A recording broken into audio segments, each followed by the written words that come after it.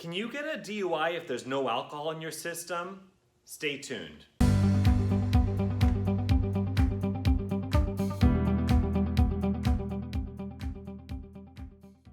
In the state of Arizona, DUI does not just mean drinking. It could also mean having substances in your system.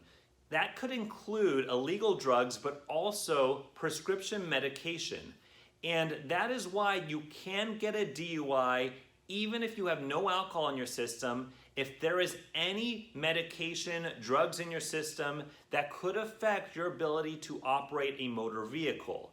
Now, whenever you have a drug DUI case or a prescription medication case, it is extremely important that you talk to an attorney like myself. Particularly in the case of prescribed medications, if you are taking your medication as prescribed, the prosecutor is required to prove beyond a reasonable doubt that these prescription medications impaired your ability to drive. Now, sometimes that may not be very difficult for a prosecutor to prove depending on the medication. There are some medications that doctors should be advising their patients that you should not drive whatsoever while taking these medications.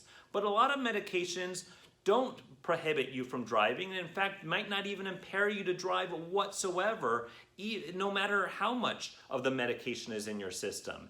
And a lot of times the prosecutor's office gets confused when it comes to prescription medications, and sometimes they will prosecute medications that aren't even impairing as DUIs. So the November myth of the month is you do not need alcohol in your system to get a DUI. DUI could be caused when you have drugs or even prescription medication in your system, but that heightens the need to call a criminal defense attorney who is familiar with DUIs like myself. My phone number is 480-927-3700, and the consultation is always free.